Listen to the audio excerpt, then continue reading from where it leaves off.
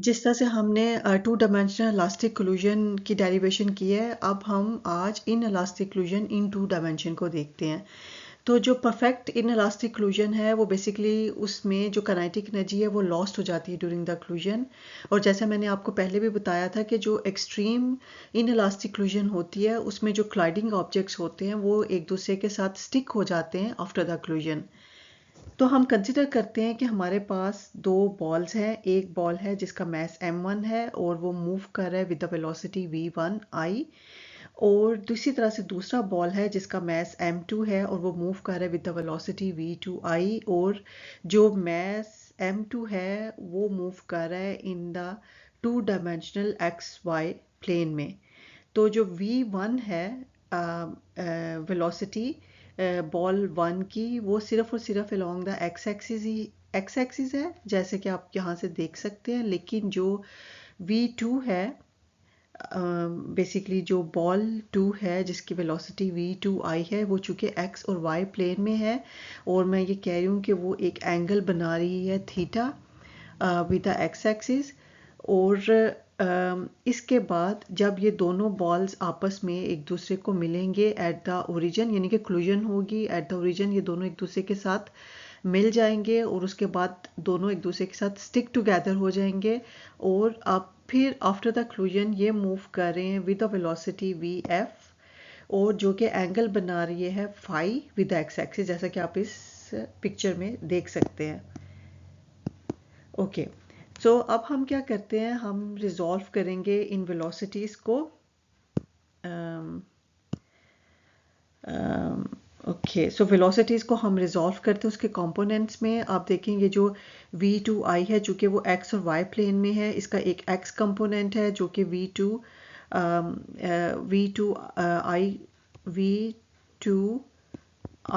cos theta उसका x component हो जाएगा, और v2i sin थीटा उसका y कंपोनेंट हो जाएगा।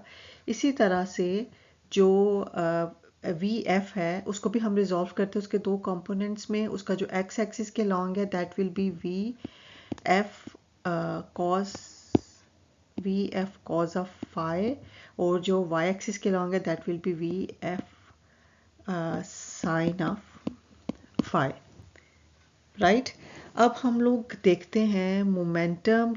जैसे लास्ट वाले लेक्चर में भी हमने देखा था मोमेंटम एक्स एक्सिस के लॉन्ग और मोमेंटम वाई एक्सिस के लॉन्ग, और सिमिलरली उन्हीं स्टेप्स के ऊपर हम मूव करते हुए हम देखते हैं मोमेंटम। सबसे पहले हम कंसिडर करते हैं along the x axis, momentum along X axis before collision and after collision.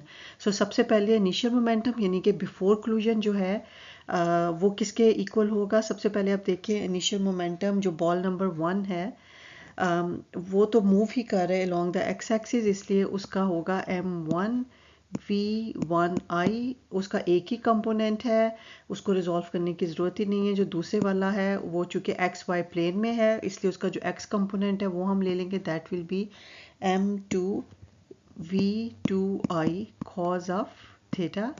So this is the initial momentum before collision. This should be equals to the final momentum, that is the momentum after the collision. वो क्या हो जाएगा, जो अब after the collision दोनों जो balls हैं वो स्टिक टुगेदर हो जाएंगे। उन दोनों बॉल्स अब इकट्ठे हैं जिनका जो मैस है मैंने मेंशन पहले नहीं किया कि ये जो मैस है कि कॉमन मैस हो जाएगा m, जो कि इक्वल होगा m1 प्लस m2 के, क्योंकि ये दोनों स्टिक टुगेदर हो गए। ओके, सो नाउ जो आफ्टर द कोल्यूशन जो दोनों ऑब्जेक्ट्स हैं उनका जो मैस है वो कैपिटल M है और जो उसकी वेलोसिटी है वो vf है। और चूंकि मैं सिर्फ अभी x एक्सिस को कंसिडर कर लूँ इसलिए vf cos ऑफ phi उसका मोमेंटम हो जाएगा। ओके, इसको मैं इक्वेशन नंबर 1 कह देती हूँ। इसी तरह से मैं momentum along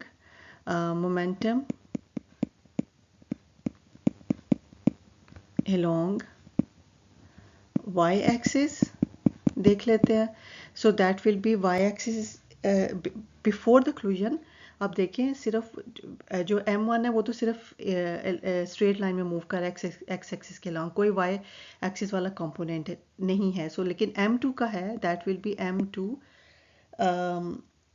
v2i sin of theta is equals to, after collision again दोनों इकट्ठे स्टिक हो गए हैं, capital M V F sine of phi, ये हो जाएगा। This is equation number 2। अब मैं क्या कर रही हूँ, मैं इन दोनों इक्वेशंस को पहले स्क्वायर कर रही हूँ फिर ऐड कर रही हूँ। इसका मतलब ये है कि वो अगेन उसी तरह से एक्स और y component, sorry right hand side and left hand side जो है हम अलग अलग उसको ऐड पहले स्क्वायर करेंगे और फिर ऐड करेंगे। और यहाँ से देखिए सबसे पहले मैं अगर राइट हैंड साइड देखूँ तो ये आ जाएगा, इसका पहले स्क्वायर ले लेते हैं, that will be M V F cos of phi square plus M V F sine of phi का स्क्वायर, और फिर हमने इनको ऐड कर लिया। This is equals to right hand side होगी, फिर लेफ्ट हैंड साइड अगर हम देखें तो that will be m1v1i plus m2v2i cos of theta और इसका whole square plus m2v2i sine of theta और इसका होल स्क्वायर। सो यहाँ से अगर आप देखें तो अगेन जब मैं इसको ओपन करूँगी तो cos square phi plus sine square phi वो 1 के इक्वल हो जाएगा, तो यहाँ से आ जाएगा M square V F square is equals to m1 v1i plus m2 v2i cos of theta का whole square plus m2 v2i sine theta का होल स्क्वायर। तो यहाँ से हमारे पास जो वी एफ स्क्वायर है, वी एफ स्क्वायर अगर मैं वेलोसिटी फाइंड आउट करूँ, this will be equals to m1v1i plus m2v2i cos of theta का whole square plus m2v2i sine theta whole square divided by m square.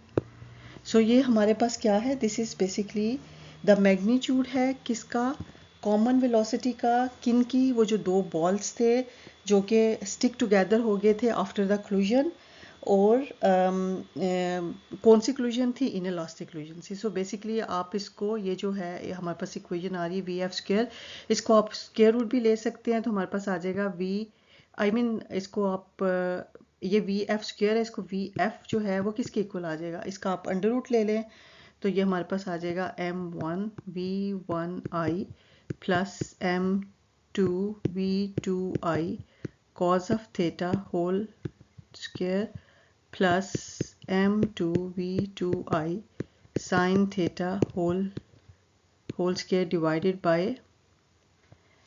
Bye m आ जाएगा और इसका हम under root ले लेंगे, right.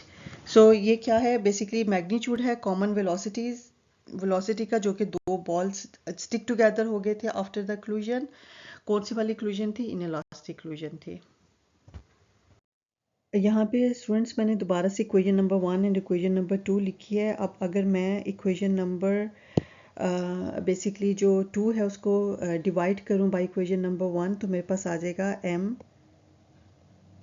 We F sine phi divided by m V F cos of phi is equals to m2 v2i sine of theta divided by m1 v1i plus m2 v2i cos of theta.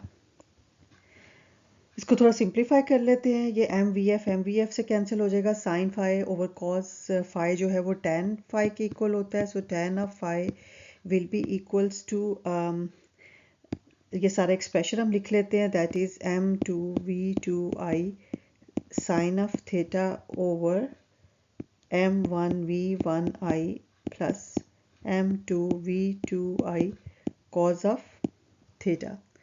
So यहाँ से मैं यूँ भी लिख सकती हूँ that phi is equals to tan inverse of m2v2i sine of theta divided by m1v1i plus m2v2i cos of theta. So ये हमें क्या दे रहा है, सो फाई जो था बेसिकली अगर आप देखें तो ये वो डायरेक्शन थी, बेसिकली यहाँ इस वाले एक्सप्रेशन से हमें डायरेक्शन मिल रही है कॉमन वेलोसिटी की, वो दो बॉल्स की कॉमन वेलोसिटी कौन सी थी, वीएफ। सो बेसिकली हमें डायरेक्शन मिल रही है कॉमन वेलोसिटी की टू बॉल्स की विद द एक्स एक्सिस, क्योंकि वो फाइनल जो वेलोसिटी थी वो एंगल फाई बना रहे था विद द एक्स एक्सिस, और जो कि आफ्टर द क्लूजन स्टिक टुगेदर हो गए थे। सो अगेन मैं बता देती हूँ कि ये एक्सप्रेशन हमें क्या बता रही है कि ये हमें डायरेक्शन दे रही है कॉमन वेलोसिटी की उन दोनों बॉल्स की विद द एक्स एक्सिस, और जो कि स्टिक टुगेदर हुए हैं आफ्टर द इनलास्टिक क्लूजन।